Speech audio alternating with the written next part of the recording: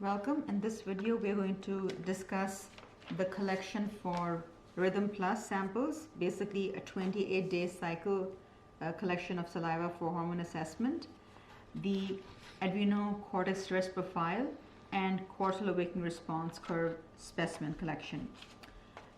This is the instruction sheet, and we'll go through it briefly.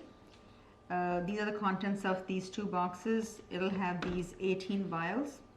It'll have the labels, it'll have the specimen bag, it'll have the requisition slip, the FedEx mailer with a billable stamp, and additional instructions about how to fill out certain things and about shipping.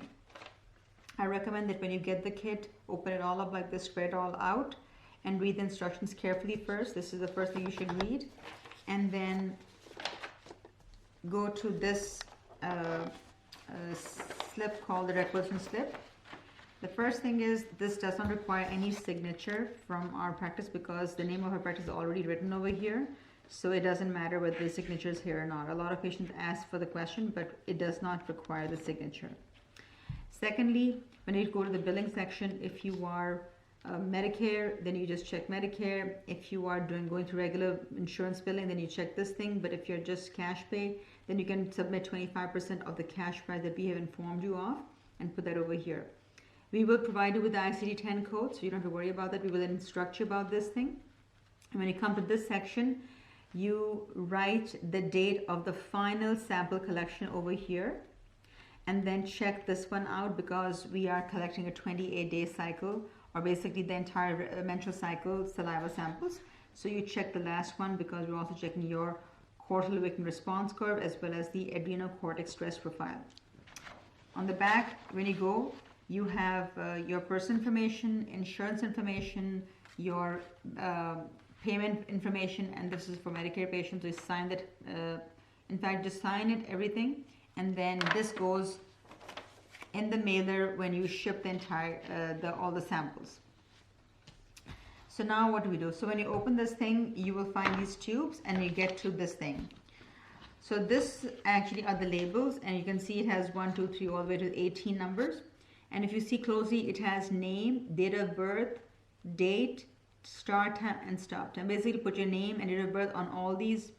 And then regarding the date, I'll tell you what the date. Date is the first day of the collection of your sample. And then start time means that, for example, you start collecting your saliva sample at like 7:01. So you write 7:01 over here, and you finish collecting the saliva sample, say 3 ml. At 7:02, then you write 7:02 and you circle AM over here, and that is how you write the start time and the stop time, and that goes on for all the sample collections. Now let's go to this chart. So basically this is the way you can map your menstrual cycle, and this is how you actually figure out how to collect on which days. So the first day of your cycle is the day in which you bleed. You start bleeding. And so you do not collect any sample on that day. You basically start collecting on day 3 of your menstrual cycle. And so this is the first collection sample, second, third, fourth, fifth, sixth, 7, 8, 9, 10, 11. Okay? And so, so after that, you also, all these sample collections for the entire cycle is supposed to be collected from 7 a.m. to 9 a.m. in the morning. Please do not make it variable. Keep within this time range. I recommend 7 o'clock every day so that we know that's the exact time of the sample collection. And just for your ease, you can write Monday, Tuesday, Wednesday, Thursday, whatever day your day one falls on. And you can also write the dates over here for your ease so that once you've written all the dates out, you can actually transfer the dates over onto this label. And all these labels then are affixed onto these respective tubes. And another thing over here, that for the collection of the saliva sample, some people have a little hard time spitting out stuff. So basically you can use some lemon in front of you. Think of a lemon, think of something sour, or you can actually touch your tongue to the back of your teeth on the upper part of your mouth or your palate, and then yawn, and that also increases saliva production. One more thing, that regarding if you're taking any medicines or medication, will let you know what to stop and when to stop. And also that you cannot eat drink or floss. You can eat, you know, prior to the collection of the sample, and plus you can floss, you can brush your teeth, no use of any mouthwash. You can only drink water. That's the only thing you can do, but do not eat, brush, use any tobacco products, chew a gum, nothing. And so that's about the broad instructions, but I recommend still, please read all these in entirety very carefully, and do not skip any section. So now let's come to this thing. So this is, say, day 1 of your cycle. So you open the tube, and you basically put the tube next to your lips. So imagine these are your lips, and then you put it next to your lips, and you start spitting into this thing. And basically there are, you know, from 1 ml to 5 ml you have the gauge. The minimum required for them is 3 ml without any bubbles, but I still recommend go all the way up to 5 ml so that they have enough saliva sample. But you always write the time of stopping collection. When you are at 3 minutes, write that as the stopping time, so that, you know, they're clear as to, you know, how much of saliva came out at the of 3 ml. But like I said, I recommend you always, you know, collect more beyond the 3 ml so that they have enough samples. A problem happens, they have at least more than they need.